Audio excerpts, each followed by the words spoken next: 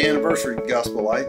My name is Jim Thomas, and this is my amazing wife, Suzanne, who's followed me all over the country over the past 40 years.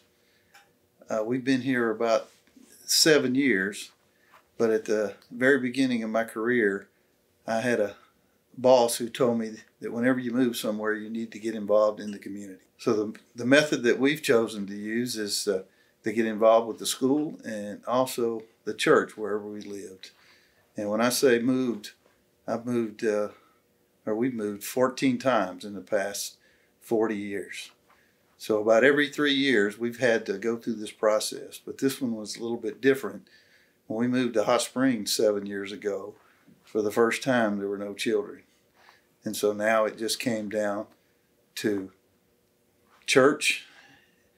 And when we started moving around, we checked out several churches, and we really didn't have a connection. But about 2 years into the process, I had one of my pastors, one of the pastors that I met who got to know me, said, "Hey, Jim, I got a guy that you really need to meet. You guys have a lot in common. Y'all are about the same age. You're both workaholics. You both like sports. Would you like to meet him?" His name is Eric Capacey. And so we decided to meet, and then as we talked on the phone, we decided to go out to lunch. And I know it's going to surprise everyone that knows Eric that he wanted to go to San Francisco Bread Company. Well, that's where we met. We talked for about an hour, and sure enough, we found out we had a lot in common, and he invited us to church. So a couple weeks later, we came, and when I walked in the room, he was excited like he had seen a long-lost friend. And when we got through with that, another member of the church, Doug Gully, came up and said, "Sir, I don't know who you are, but Eric sure was happy to see you." So in the end of that day, he introduced us to his wife, Carol Ann, and we decided to go out to eat dinner.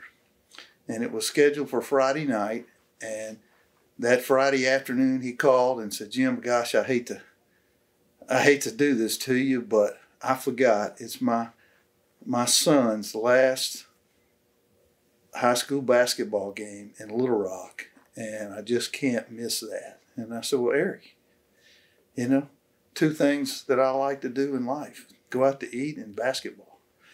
So the first time that we met, Carol Ann actually, in a social setting, we went out to eat, and we went to a high school basketball game. And that night, she invited my wife to her Bible study that's on every Friday. And I can tell you it's been a godsend and a personal change in my wife's life. And I don't know if you got anything you'd like to say about that. Yes, those ladies there at Carol Ann's Bible study has become family to me. And some of my best friends go to there on Fridays. And I have grown so much since I've been going to Carol Ann's Bible study. And I love you, Carol Ann, and thank you. So I guess it may be back to my relationship with Eric. I guess one thing that you probably picked up by now is I may be the only person in this congregation or people that are watching this video today that call him Eric. Most people call him preacher or pastor. And when I met Eric, I was looking for a friend. I don't know if some of you probably heard it in life, and maybe very few have experienced, but it is many times very lonely at the top. People, when you're at the top, they judge everything they do. They dress, how do you dress? How do you talk? What do you say? Where do you go? Who are your friends? They judge everything. And that's one thing that I know that Eric probably has gone through more than me, as being the pastor of this church. And so when we get together, it's just two men, two guys in a car talking. And many times we take his daughter Glo. She's just one of us. So when we're in a car together and we're talking, you heard him say a couple of weeks ago that he never wears short pants. Well, it's 95 degrees in Hot Springs, and there I am.